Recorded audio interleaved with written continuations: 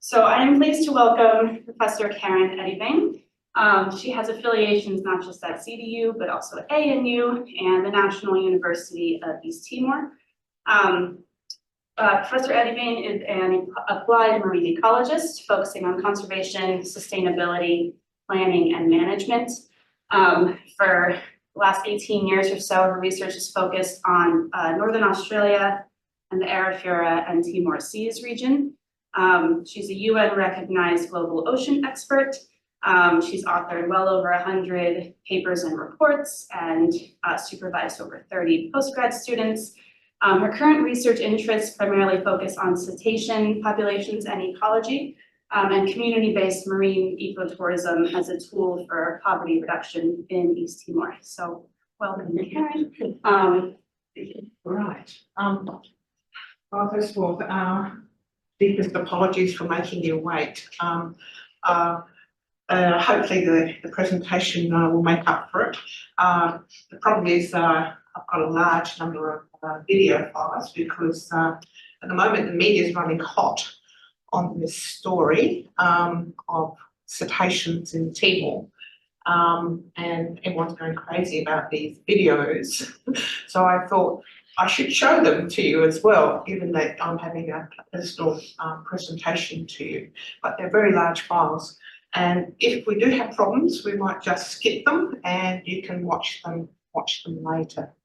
I guess the first thing to say is that, yes, I am a research and academic, but I'm also really an aid worker, an international aid worker. And last 18 years I've been working in East Timor and largely have been running a major 10-year whale research monitoring and whale tourism development program with a whole range of partners, both community, government, and also with donors where we can find them, and also with the developing whale tourism industry, which I've been working very closely with. It's a lot to pack in, so 10 years worth of work and 40, 50 minutes. So what I would say is, you don't have to read all the slides. It's there. I will be jumping through them quite quickly. You will also obviously have a copy of the presentation. But as I said, it's very hard to summarise 10 years worth of work. Let's start moving on it. And essentially, what I'd always do in the talk in Timor is always give a development perspective in terms of working within a developing country, and Timor-Leste's recognition as a global cetacean hotspot. And then I'll go into a bit more detail about cetaceans in Timor-Leste, and particularly climate and oceanography and how this affects the movement and ecology of pygmy blue whales in the Timor-Leste waters.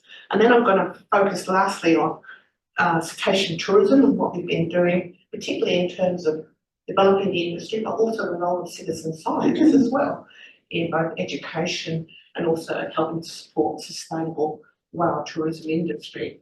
So the first thing to note is that we are working in a developing country, and it's a timely reminder to think that just 600 kilometres north of us is one of the poorest countries in Southeast Asia. GDP equivalent to sub-Saharan African countries like Djibouti come to mind. Ranked 8th on the Global Hunger Index. Food insecurity is a major issue, but particularly widespread poverty within the country. And also an economy that is one of the most oil-dependent economies in the world. Over 80% of GDP, 93% of government revenue comes from oil and gas. This is a country that desperately needs to diversify the economy. And one of the pillars, one of the 3 pillars that they think is a focus for diversification of the economy is tourism. So tourism has been seen as a potential livelihood for many people in Timor-Leste, which is why this project was so important. Back in 2006, Charles Darwin University, the Australian Institute of Marine Science, Northern Territory government got together with the Timor-Leste government, who asked if we could look at cetaceans in East Timor, and the potential for ecotourism. These were the very first surveys ever done of Timor-Leste's waters for cetaceans. And what we did was essentially every month do aerial surveys around the entire coast of Timor-Leste, and also the boat-based surveys as well. And we identified the region as a global cetacean hotspot. Thousands of animals recorded in one day. We also reported 5 blue whales. That story went global, got picked up by Reuters, and went around the world, one of the poorest countries being a cetacean hotspot. That was good news for everybody. We now know that we have over 24 species recorded. This is the original report, and that's available online, published in 2009. And the important thing is that while tourism has potential to generate enormous amount of revenue for an economy, at the moment it's one of the fastest growing tourism and marine industries in the world, whale and dolphin tourism, at 18% per annum global growth. Generates about over $500 million a year. In 2008, it was employing about 13 million people, and was worth about 2.1 billion in 2008. Particularly for small island developing states, whale tourism is having a significant impact on economies, particularly countries like Tonga, where whale tourism has gone from generating about $500,000 a year up to $5 million a year, just in the space of 10 years, with now over 3,000 visitors a year. That's primarily based on humpback whale tourism.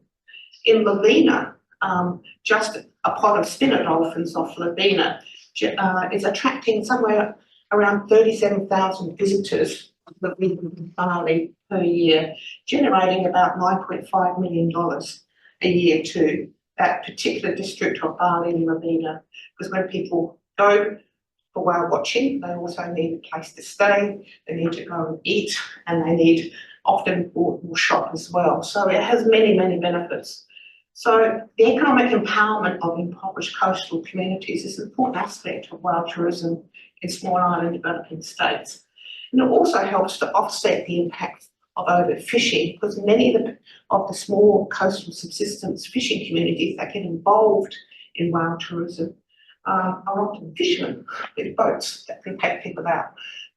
And so it helps relieve pressure of sometimes very overexploited coral reefs from fisheries. So we move into cetaceans in Timor. This is a study that was done in 2008. The aerial surveys identifying a vast variety of whales and dolphins and dugongs and turtles. Everything was looked at in 2008.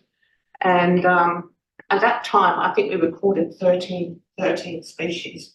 We're now up to 24 species for the waters of Timor-Leste, which makes it a global cetacean hotspot, not just in terms of abundance, but also in terms of species diversity. So 24 species, that's about 1/3 of the total number of species of cetaceans. So the other important thing to note is when you're looking at cetaceans, it's important to understand the physical environment. And within the Timor-Leste region, it's, I'm not sure how we do this, so I just click on, This is the month of October, showing the oceanography. This is surface sea temperatures for the eastern Indonesia, Nusa Tenggara, Timor province, the chain of islands, the archipelago.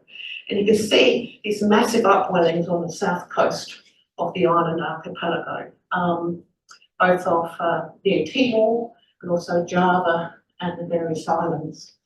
And what you're seeing there is you're seeing incredible variability in oceanographic conditions based on the complex interaction between winds, tides, currents and bathymetry. And the good news is that animals have adapted to that, and they exploit it to suit their ecology. The other important thing to note is that this region, and Timor as a whole, why is it a cetacean hotspot? Is because it literally sits on a major ocean current known as the Indonesian Fruit Flow. It's simply it's the current that connects the Pacific Ocean to the Indian Ocean.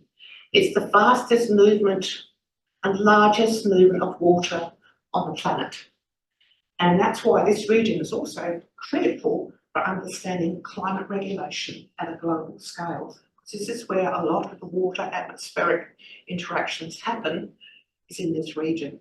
It's the only inter-ocean interchange between two major ocean basins in the tropics. So it's absolutely critical for understanding and monitoring climate change. The important thing for Timor-Leste is that the Indonesian fruit flow has three major outflow passages, one through Lombok and Bali, one through the Migratory Strait, and one for the Timor Trough. So 2 out of the 3 outflow passages of the Indonesian fruit flow go past the island of Timor. If you look at that total amount of flow, it's actually 80% of the flow goes past Timor. So in other words, 80% of the water that comes from the Pacific Ocean into the Indian Ocean flows past Timor-Leste. That's why it's such an important place and a major migration corridor for animals. So it's not only water that's flowing, but all the living things that's in it, particularly megafauna, fisheries, sharks, turtles, and cetaceans. So it's an amazing place to monitor and study marine megafauna. The other thing, zooming in on Migratory Strait, this area here, this is the area that we've been focusing on. It's actually a choke point in the Indonesian fruit flow.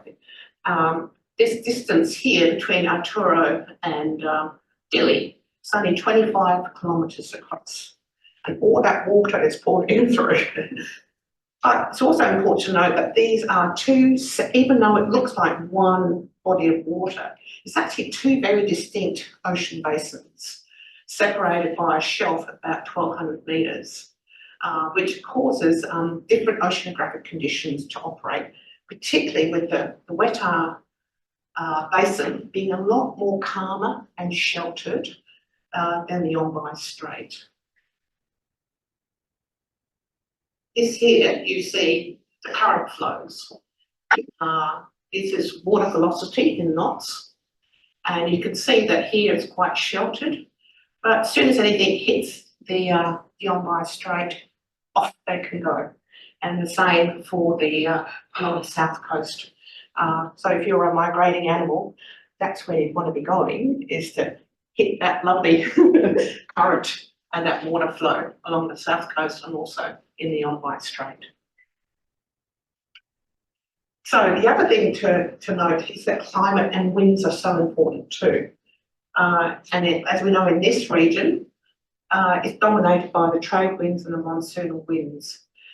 Between the southeast monsoon, between June and September, the trade winds operate, directing winds in a southeasterly direction, and then it switches to the wet season, monsoonal winds, and they switch to between December and March, northwest direction. And this monsoonal switching of the winds is absolutely critical for animals, and particularly for animal migrations. The other thing that these winds do is that they create upwellings. When you have an island with very deep water and you have wind hitting it consistently, it generates an eddy system, an Ekman flow, which causes water that's very deep and nutrient rich to be poured up to the surface and create upwellings. So that first video that I showed you, with those beautiful dark blue upwellings on south of Java, they're caused by the interaction between winds, deep bathymetry and islands all interacting together. So you see those upwellings when the winds are flowing in the southeast direction. So they're driven by monsoonal winds, and it's this complex bathymetry of islands and deep nearshore environments that's so characteristic of this entire region. And it creates areas of incredible high ocean productivity, both in terms of plankton, fisheries, and also megafauna. So it's incredibly rich. These tropical regions are not deserts. They're very, very rich. And what you see is in Yombai, Weta, Timor Tropical, you see these strong outflows too. So here you see, for instance, in the northwest, December, March, and you can see there that the winds are in this direction, the classic monsoonal wet season winds. But in June and September, when they're flowing in this direction, you can see this is chlorophyll A, these are chlorophyll A. You can see these massive upwellings in the Sabu Sea and often around here as well on the southern Ombai. You can also see some offshore of the Tiwi Islands as well. So these upwellings are regular upwellings. They're persistent over time. They happen on a seasonal basis, particularly during the southeast monsoon, during the dry season. So after 2008 and 9, when we did those original surveys, there was a long pause of about 4 or 5 years when nothing much was happening in Timor regarding whales. And I got to the point of I got tired of sort of waiting for people from Australia to come and start studying whales. So I decided that I'd do something myself, and in 2014 set up a citizen science program, initially with incidental sightings. We called it the Whales and Dolphins of Timor-Leste, or Balia no Golfino Iha Timor-Leste, as the program. It has a Facebook group and also now a web page. And it was a way of educating people and also encouraging people that had seen whales and dolphins to actually submit their sightings and their photographs and their videos. And over time, this particular activity has grown enormously. Now we've got thousands and thousands of sightings, and it's been it started small, but as I said, it's grown immensely. The other thing that we've been doing is, of course, aerial surveys, and we try to repeat the surveys that were done in 2008 and 9. There is complete circumnavigation of Timor-Leste. And also we did some surveys looking at these potential migratory routes for particularly for blue whales, and seeing whether blue whales were, how close they were coming to shore, to actually pinpoint where those migration routes might be. Aerial surveys, unbelievably, can give you a lot of information. It's a wonderful way to get good information at very large scales, and you'd be surprised what you can see at 1,000 feet. So here you can see 2 adult blues, another blue blowing here. You can see lovely. These are quite classic Rissel dolphins, very easy to spot from the air. Here you can see, I think those might be, I think those are killer whales. Yes, those are killer whales. So what you can see from the cetacean aerial surveys, you can not only get an idea of the location of the animal, the pod size and the behaviour, but also you can also, over time, you can build up a picture, a seasonal picture of the animals as well. The only problem is that small dolphin species are difficult to identify, but most other species you can.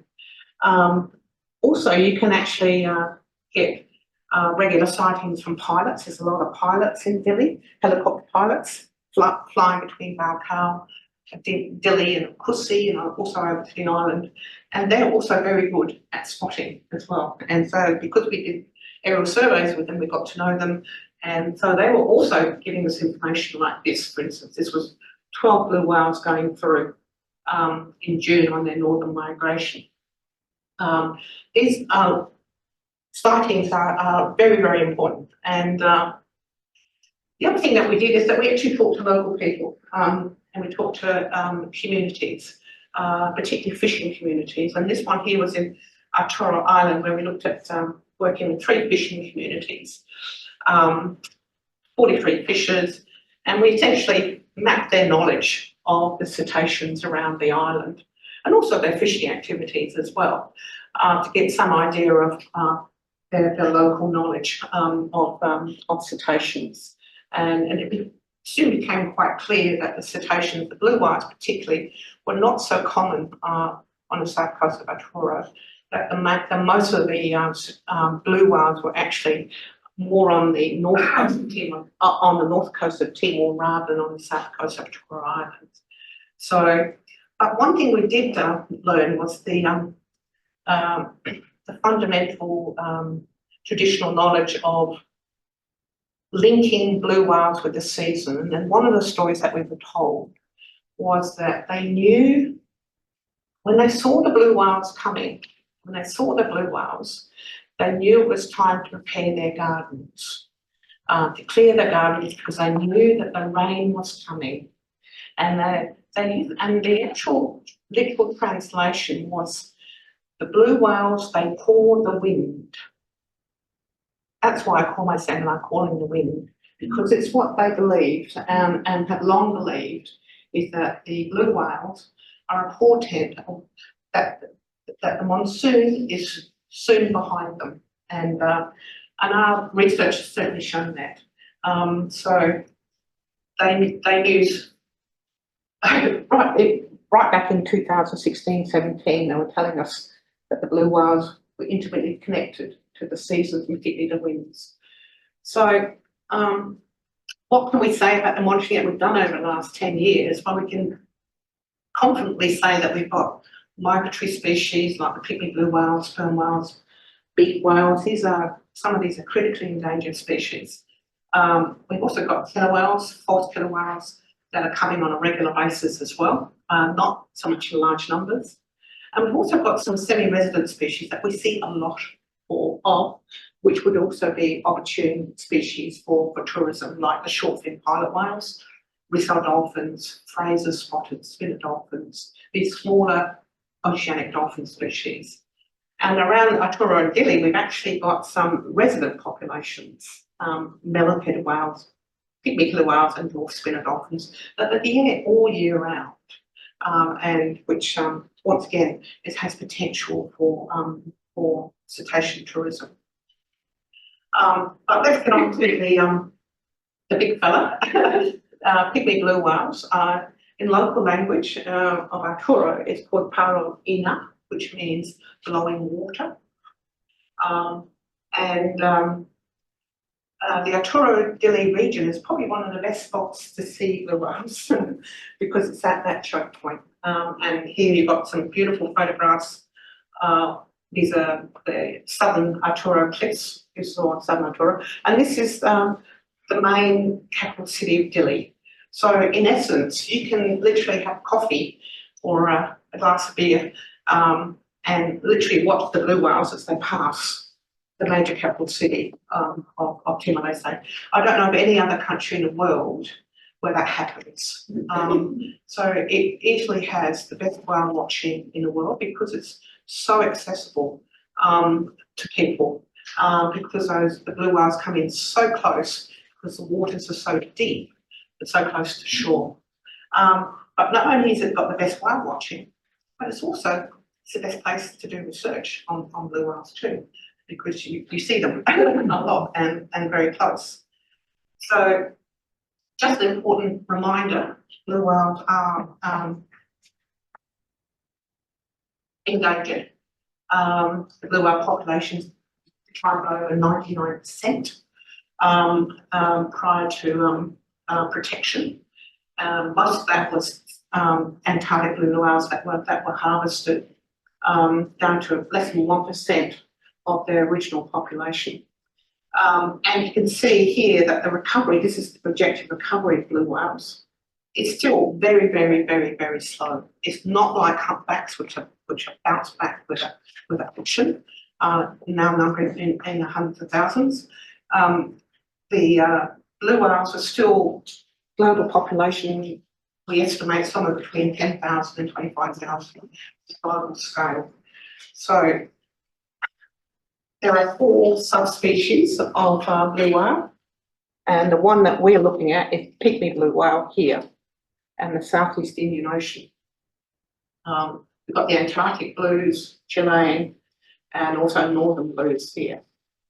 Now, as you can see with the catches, most of the catches, historical catches, were of the Antarctic blues. Pygmy blue whales, I think that's only about 13,000 were ever actually harvested, so they got off very lightly with historical whaling.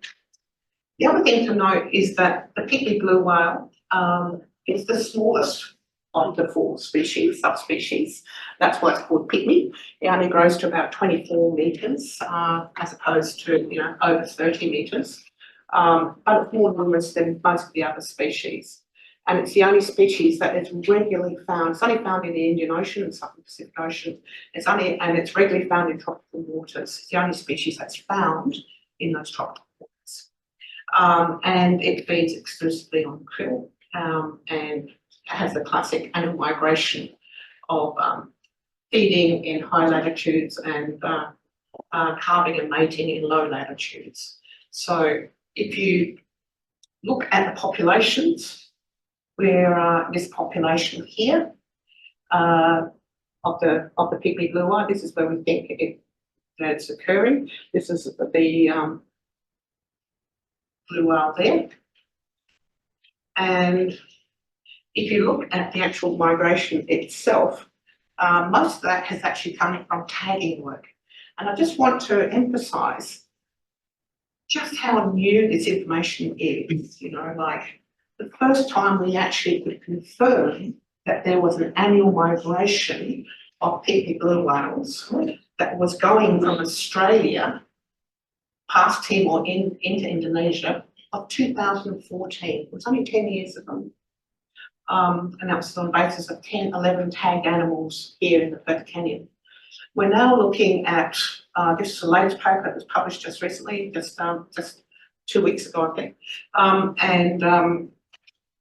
It's a combination of 38 tagged animals. Not all the tags stayed on all the way to Timor and Indonesia, but enough stayed on to show that this is generally the distribution, the migration of the pygmy blue. That's about 5,000 kilometres one way. So each year they make a 10,000 kilometre trek there and back to Indonesia and back again, through towards the Timor, through both the Timor Trough and also the Waiwata Strait. And they're hitting there about northern migration about June, July, and on southern migration about October, November, which times in with our whale season on the southern migration. So the other thing that we know now is that back in 2020, we were thinking the only feeding that was happening was around Victoria and Perth. That's because most of the blue whale researchers were in Victoria and in Perth. With the work increasingly in the tropics now, and particularly in northern WA, we're starting to see feeding areas now being recognised in northwest Western Australia. And more recently, I think relying on a lot of our observation work as well. This is from tagging, the 38 animals tagged based on whether the animals slow down enough for potential feeding and foraging and reproduction. These areas have also been identified as foraging and reproduction, but as I'll show you later in the seminar, we can confirm foraging, we can confirm feeding, and we can also confirm reproduction now based on the research that we've been doing. So the other thing that we do as blue whale scientists is that we identify every animal that we can as part of a global effort to identify individual animals to do population assessments. And the IWC runs, the International Whaling Commission runs a Southern Hemisphere blue whale database, photographic database, which it uses as part of its fin matching and identification to make sure where these animals are going and how many there are, and very important part of the global assessment. We do this for the Southern Hemisphere. This is part of the Southern Hemisphere database. This information will go into, and it's what people that work on very large animals that migrate over large distances, we have to operate and cooperate at an international level. And this is the area that we try and get. This is like an individual fingerprint. Not just the shape of the dorsal fin, but the pattern of mottling that occurs on the animal. So this is off Timor, and this is also off Timor. Here you can see the lovely patterns and so forth. The fins do vary. Now, this is the status of the global database, or the Southern Hemisphere database for blue whales. And what you can see here is all of the organisations that are involved and the countries monitoring the Indonesian, Australian population, the Southeast Indian Ocean population of pygmy blue whales. And what you can see here too is that this is the Antarctic division. This is the University of Timor-Leste. This is that, right? And this is the Centre for Whale Research based in Perth, who've been monitoring whales for a very long time with very large vessels. Originally were running tours, but now do a lot of science, and they've been working very closely also with the Australian Institute of Marine Science in recent years. But they run regular whale tours, and they do a lot of really good science. So at the moment, Timor-Leste is ranked number 2 in the amount of photographic uploads to the global Southern Hemisphere blue whale database, which I think is a huge sign of the impact of the research that we're doing in that a small developing country running a citizen science program can match it with and big organisations like the Antarctic Division and with other major organisations, and it's primarily because we see so many more whales and they're much closer. So if you're heading to Timor and you want to do a whale tour, the big question everyone asks me is, when do I go? When do I go? Well, this is just from the last 2 years. October and November is the classic whale season in Timor for blue whales. It's the southern migration, they're heading back south. And normally the season lasts for about 4 to 6 weeks. But what we do know is that there's significant variability in the start of the season, how long it goes, when it finishes, yeah. And it's pretty much climate related. And it also coincides with major reduction in the winds when we get those calm seas, which is what the local people tell us. The important thing here is our Timor-Leste data in 2016. I sent this picture to the Antarctic Division in 2016 of a mother and a calf blue whale. And they literally fell off their chairs because it was the very first picture ever of a blue whale mother and calf in the tropics. That's how important this sort of research is, because these animals are so elusive that when you get good sighting, it can make a big difference and make a big impact. Now we're seeing obviously lots of sightings because we now have drones up and all sorts of things. But in 2016, it was the first picture, and it came from our Timor-Leste program. So what happens with the regional winds? This is February, June. You see that switching of the trade winds to monsoonal winds. And this is what happens in, November. You get this absolute flat calm winds. The winds just die down completely. And here you see, tracking into December, the winds start to pick up again, and then you get, and literally the northwest monsoon keeps on. It's like clockwork. when it happens, it stays like that. So, so when those trade winds weaken, that's when the blue whales start to come through. So the other thing that we looked at when you're looking at blue whales is that you always got an eye on the oceanography. So you have to be kind of part blue whale scientist, part oceanographer. You end up learning a lot about oceanography and looking at a lot of oceanographic data. And obviously the southeast monsoonal winds, dry season winds, is when you get most upwellings. And one thing we noticed that in the upwellings, that in 2019, 18, you see these big upwellings, and then in 2016, there was nothing. There was nothing. And it coincided with a very early arrival of blue whales. It completely threw everybody. Suddenly, September the 12th, 15, I think, or 15 blue whales turned up in Delhi, and all in one go. Normally it starts off as a trickle, and then you build up to a peak. And no one could work out what was going on. And it was only when we looked at the chlorophyll and the oceanography that we realised that the upwellings had started that year in 2016. That's and the whale coming early. And when you looked at it, this is what we saw. What was happening in July? We had this massive negative Indian Ocean dipole, the largest ever recorded. And essentially, what it did with a negative Indian Ocean dipole, it causes a warming of the waters around this region.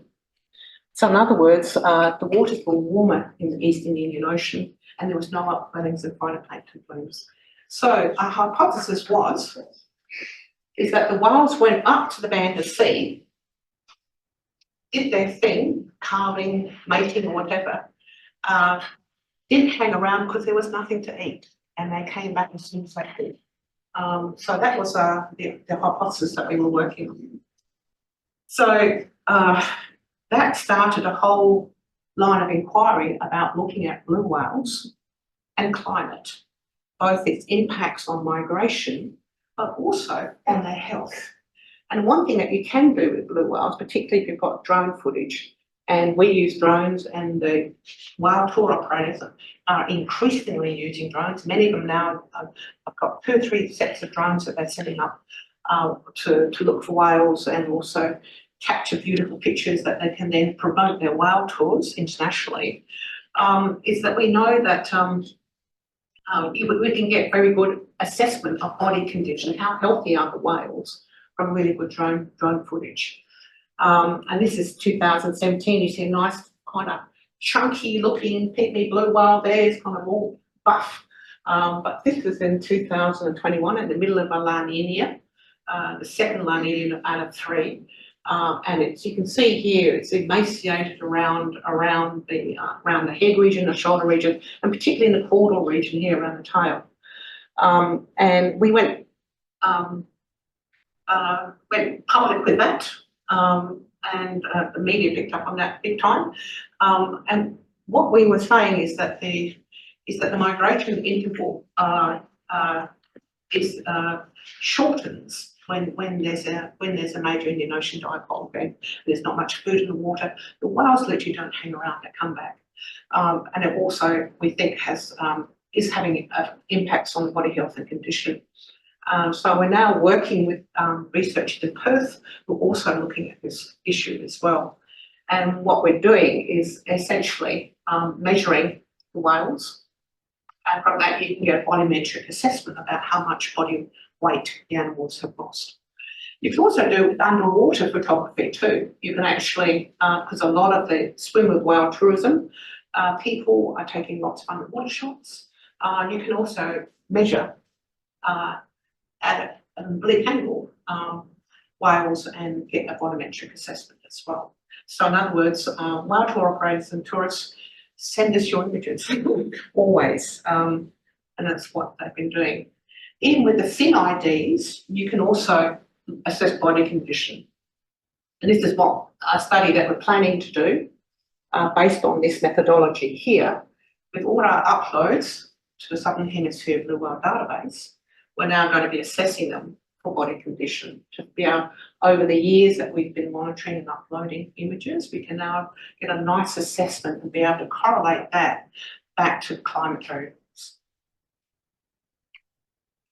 So the other thing we have been doing is, of course, monitoring the migration, because for a whale tour operator, when you're booking guests from overseas, you're paying often thousands of dollars for whale tourism, blue whale tourism, the opportunity to swim with the whale. You need to know when the season's about to start and when it's going to finish and how long it's going to go for. So it's important to get this information. And as I said, this was the 2016 when we had the upwellings failed. Here is the June sea surface temperature anomalies. What that means is the difference from usual or from average. So here you see 2016 with that very strong La Nina and that very strong, very powerful Indian Ocean dipole, negative. Bright red there indicating much warmer than average, up to over 2 degrees warmer than average. And that's why there was no upwellings that year. And here you see with these conditions here, 2017, 18, 19, we're back to October, November. So we didn't have any negative Indian Ocean dipoles and no major El Niños either, strong El Niños. When you go more recently, we had 3 shocking La Niñas in a row. Last year, we were all waiting. We were hoping that there wasn't going to be another La Nina and that the world would get even more stressed. But we got what we were praying for, which was a strong El Nino plus a strong positive Indian Ocean dipole. And when those two things are together, it's Christmas for whales, because it's when you're going to get cooler than average temperatures and things are going to bounce back. And what happened that year is that we saw the whales not arriving in, September, end of September, but they didn't really arrive until the beginning of November. So that was like a 4 to 6 week delay. So the tour operators in Dili were beside themselves because they had booked whale tours promising kidney blue whales and they didn't turn up with a 4 to 6 week delay. Fortunately, sperm whales arrived on time and there was lots to keep everyone happy. But it just underscores the importance of an understanding of migration, understanding of climate, how it's going to have effects and impacts on local businesses that they now need to focus and look at climate change and climate variables in their planning of their businesses. So now they talk to me regularly and say, Karen, what do you think is going to happen? Are we going to be looking at a positive Indian Ocean dipole coming up this season? Is it going to be an early season or a late season? These things are really important for the industry. So this is really what happened in 2022 to 2023. So we had this major La Nina negative Indian Ocean dipole and a complete reversal in 2023 last year. And rather than these cool waters over here, we've got warmer waters, but particularly in this region here, you see cold water, cooler than average waters. So while Australia was on the land suffering under an El Nino and suffering under a positive Indian Ocean dipole, the oceans were loving it, and particularly the blue whales.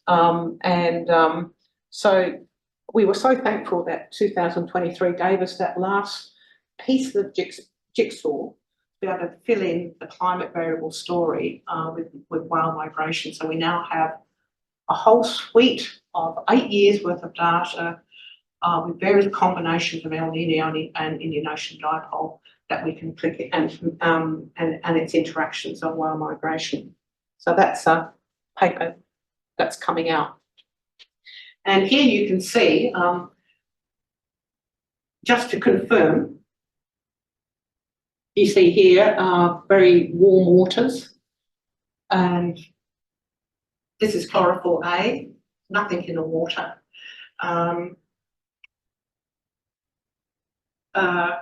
Here, cooler waters, heaps of food in the water. So the whales had a feast. So we saw lots of fat whales last year, which was really, really positive. So let's go on to whale tourism, and it's hoping that all this is going to work. This is one of many beautiful videos. This is what people come for.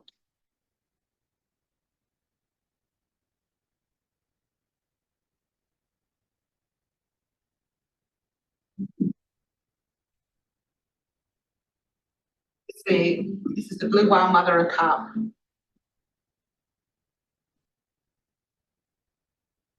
Just off Dilly. You see the calf just underneath it, probably 6 or 7 meters long, probably a yearling.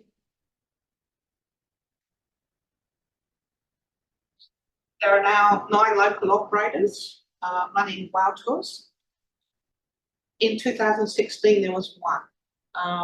And it's because of all the research that we've been doing and the awareness that this is a regular migration, that the dive industry could actually invest in whale tourism and know that that was a predictable product for them.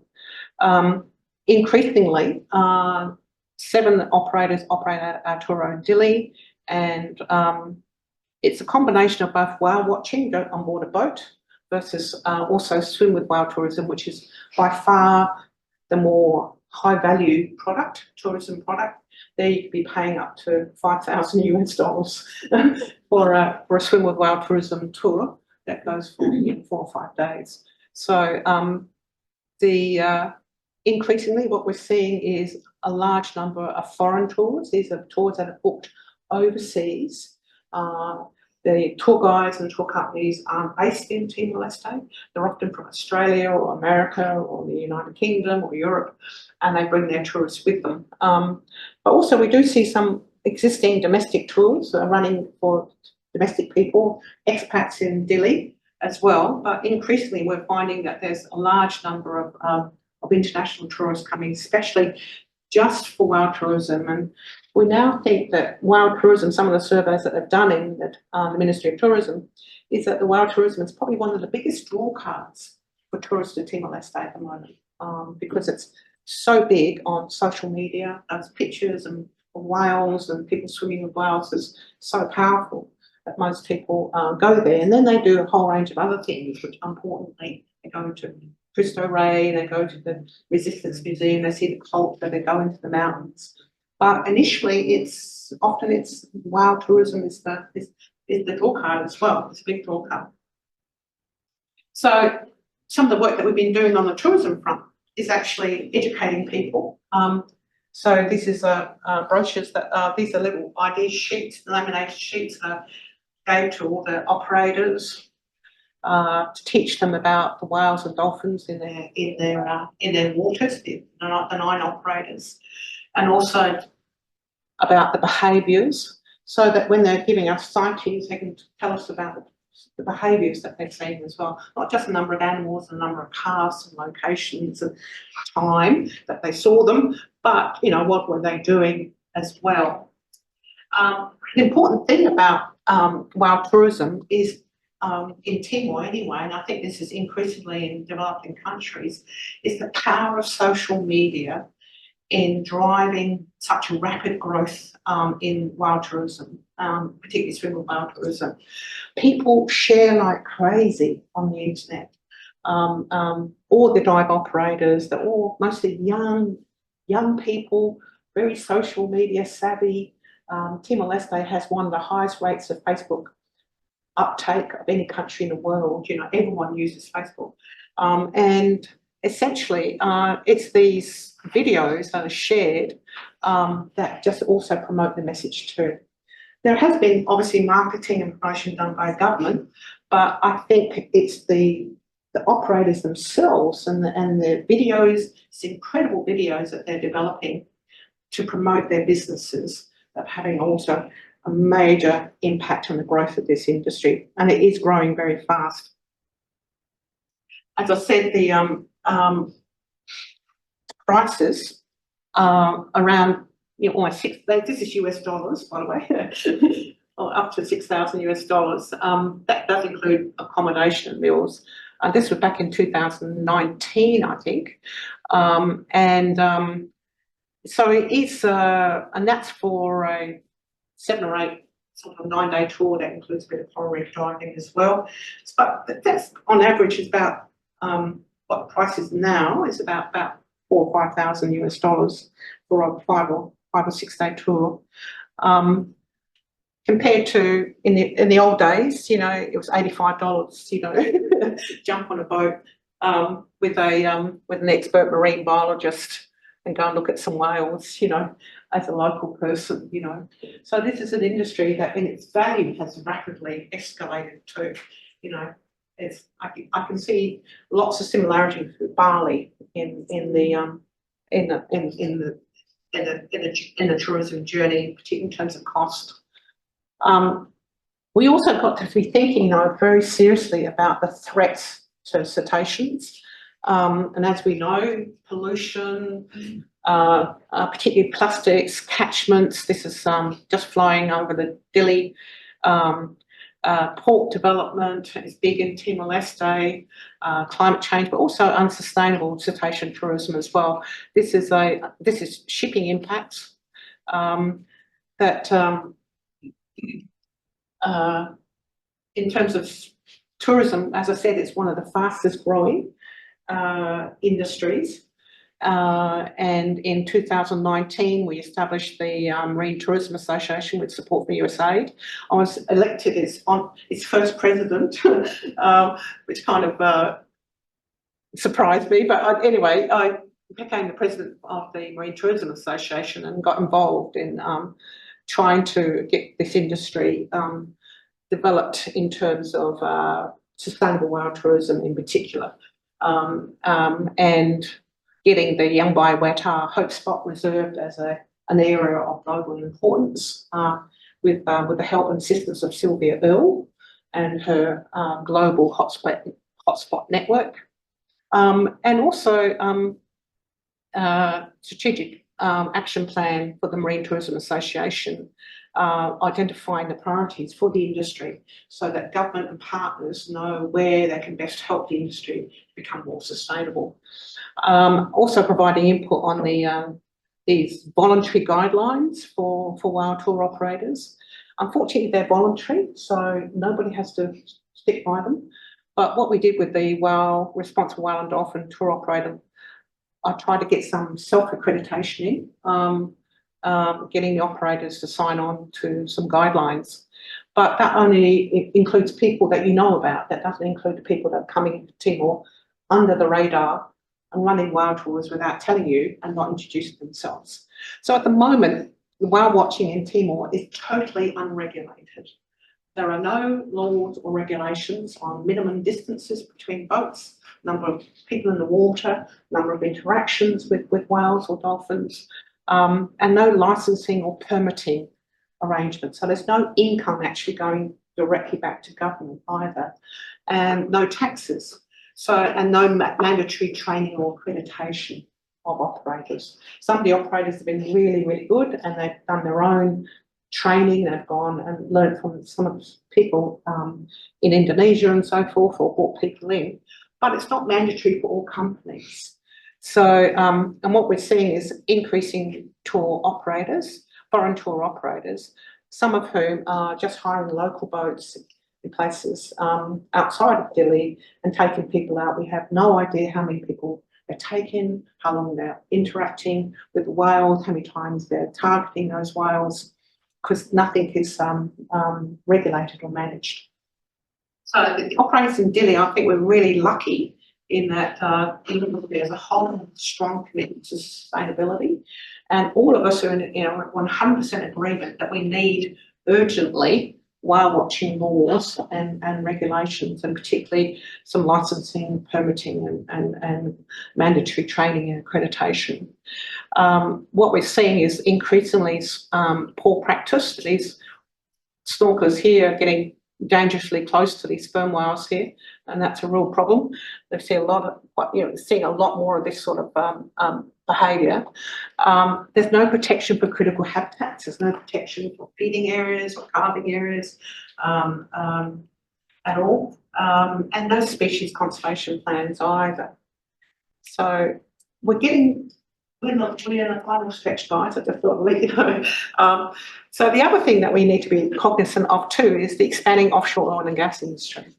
The pygmy blue whale migration route is essentially here. This is the biologically important area under the EPBC Act, and you can see all this oil and gas leases, and increasingly the Timor-Leste is becoming increasingly an area of great interest for oil and gas. And this is exactly where we got these pygmy blue whales doing their annual migration, going through this one of the most intensive oil and gas rich areas in Australia and the world. So it's so important that we get that information and make sure that these industries are sustainable.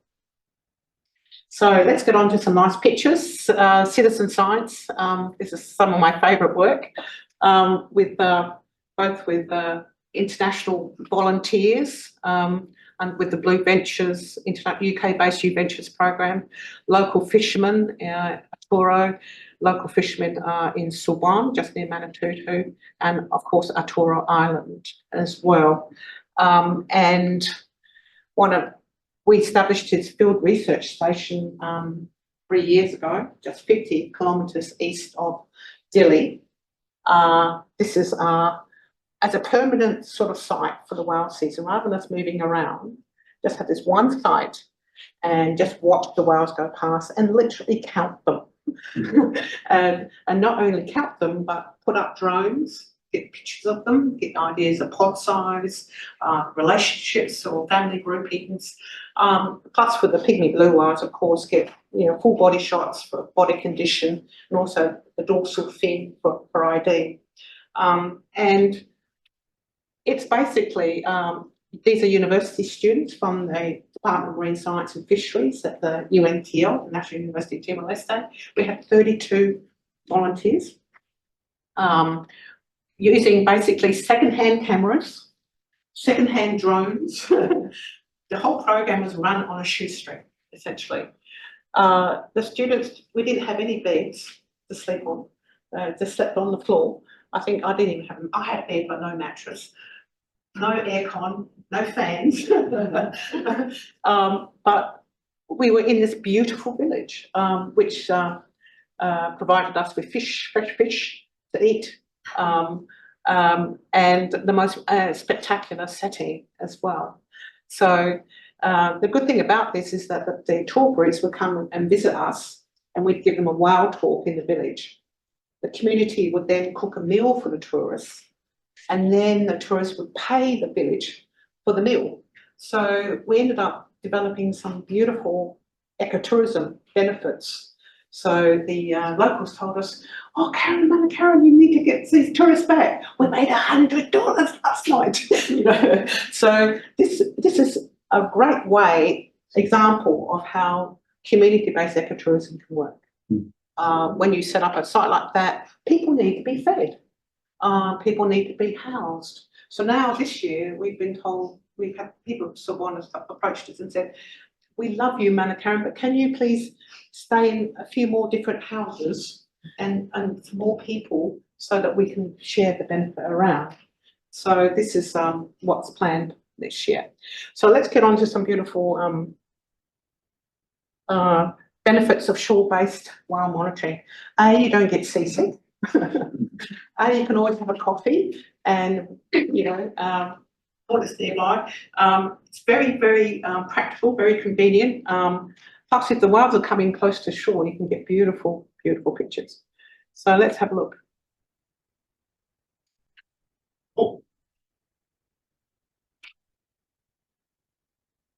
No, let's see. No, it's not going to see if it's going to work. Aha, down here.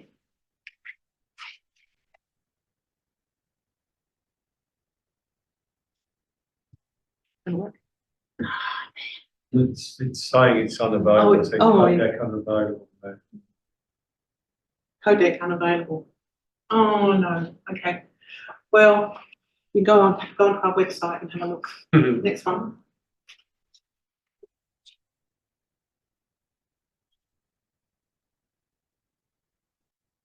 Want to try that one? Be the same probably. Okay, unavailable. It worked on my laptop. Okay. This is of a blue whale defecating, confirming that the blue whales are actually feeding in the area. It's the most clearest concrete proof that whales are feeding is when they poo. The one before was showing just how close the blue whales come. Literally that whale was about 50, 70 metres offshore. So, and this one here was of two whales getting intimate. And it's the first recorded footage of courtship behaviour between two blue whale adults. We've seen before a couple of males chasing a female, what we call a heat run off Victoria, but we've never seen two whales coming together and getting funky and getting amorous. So that's our first footage.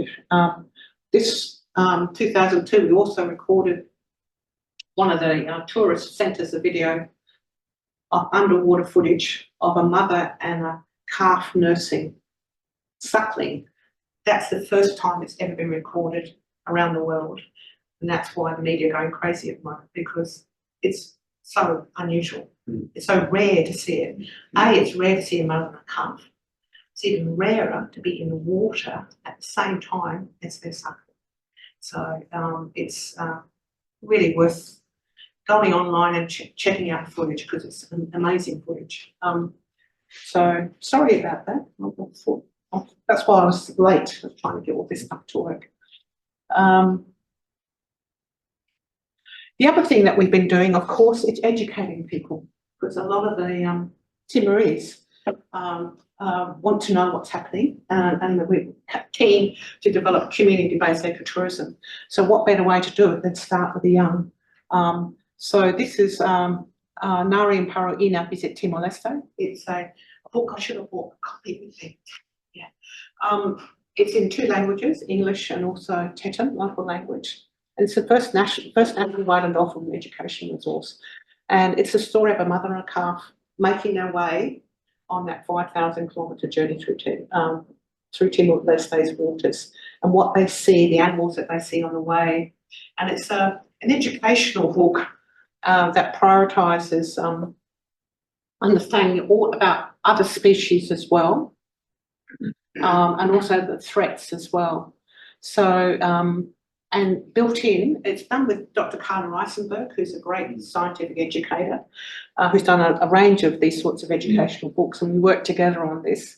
And so it's got important literacy enhancement skills and exercises within the book as well. It's not only a great book about whales and dolphins and the pygmy blue whales story, but it's also great as an educational book as well.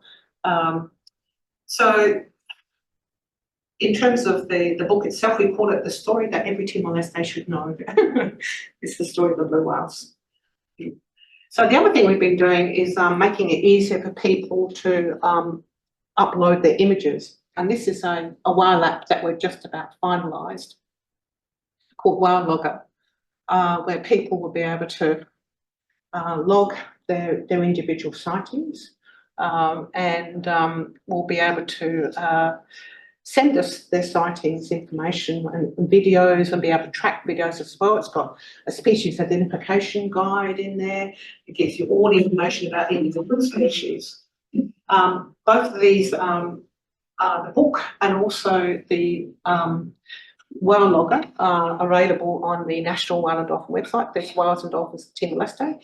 Timor-Leste, Balean, non-confino iha Timor-Leste. So this is our logo. And essentially, this is the site that it's a bit clunky because I'm not a web designer, so you have to, as I said, we work on zero budget. So a lot of this stuff has been done not with the best expertise, you know, and technical support. So in summary, Timor-Leste's whale journey, how would you describe it? Well, first of all, we've confirmed over the last 10 years that Timor-Leste really is a global cetacean spot. We've got tens of thousands of sightings records. We've also confirmed it's a major whale migration corridor, and particularly for blue whales. And for the blue whales, we've over the last 10 years, we've recorded over 2,700 individual blue whales. That is extraordinary. You know, I gave a presentation to the International Whaling Commission in April to their scientific committee. It was I was tapped on the shoulder by somebody that said, "Karen, don't you think it's time you actually spoke to some people, told them what you were doing?" And you know, the International Whaling Commission, I think, would be interested in your work on blue whales. They're doing a Southern Hemisphere blue whale assessment at the moment. So I quickly put together. I spoke to them and I said, "Karen, we'd love to hear you." We'll, you know, and so they invited me as an invited participant. It's very hard to get into an IWC meeting because they're very formal and you have to be a country delegate and so forth. But I gave a presentation, and with the 2,700 observations and all the research that we were doing, the types of research and where, and lots of photographs of newborn calves and mating behaviour and family groups, and a whole bunch of information about the migration and feeding areas. And they literally, the Zoom call finished at the middle of the night because the meeting was in Slovenia. And I just thought, oh, well, that was kind of okay. I hope it went well, you know. Because you're only given a short period of time, and then they move on to the next paper. Then I heard later that it was a talk at meeting. They'd never seen so many, you know, observations before, because people would generally put an article in for the IWC saying we saw 5 blue whales off, you know, off Ghana or somewhere like this, you know, or Mozambique or something like that, you know. And then someone comes and says, "Oh, over the last 10 years, we've got 2,700 blue whales observations for you." And also we've got this big observations and also evidence of feeding and reproductive habitat too. It's been quite a journey. So anyway, now I think Timor-Leste is very much on the map in terms of blue whale science, which is great. The other thing is that we've really, I think, Timor-Leste has unpacked the climate impacts on blue whale migration, without a doubt. It's our research and our long-term monitoring that has really shed a big light on the climate drivers, its impact on oceanography and its impacts on whale migration.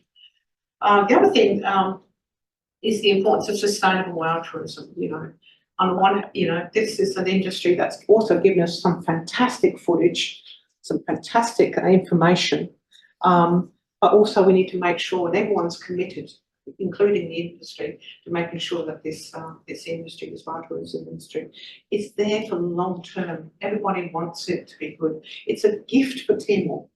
And what we know that is that when whale tourism isn't sustainable, like it was in Sri Lanka, the regulations were very weak, there was no enforcement, the blue whales have disappeared, and then the whale tourism industry is no longer a major economic viable industry. So I'm glad to say that the Timor-Leste government is committed to sustainable whale tourism. It just needs some support and some assistance from Australia and how to do that. And I think Australia is a lead both in wild science. We've got some of the best wild scientists in Australia in the world here. Plus we're also very good at wild tourism. The wild tourism operations that you see, WA, Queensland, New South Wales, they're very, very, very good. And so we've got a lot that we can offer in terms of support for the government of Timor-Leste and the wild tourism industry. And lastly, I just want to say the importance of public education and awareness. It's important to get out of the office and mix it with people. And I have to say, one of the benefits of this project is really, it's been why citizen science is so good is that you build so many relationships with so many different groups, and in the long run, it's the quality of those relationships that really, really matters in a long-term project. So it's not very academic, I know, but it's the truth. And I think this is why these projects make a difference, is when you put the time into the relationship building and the governance of projects and getting everyone involved, particularly training, so important. So this Zacharias was taught how to use this drone. He's a local fisherman in Subon. We were staying at his parents' house. During the daytime, he'd monitor the blue whales with the drone, and during the night time, he'd go fishing and catch his dinner, catch fish for dinner. But he's produced some amazing drone footage. His father, Zacharias, is one of the best photographers I've come across. You know, and local people want to be involved in this sort of industry and these sorts of activities, and they really embrace it. So I really hope that this is just the start of more communities that we reach out to. But anyway, it's been a fantastic journey for me, and thank you very much for your patience with the late start time.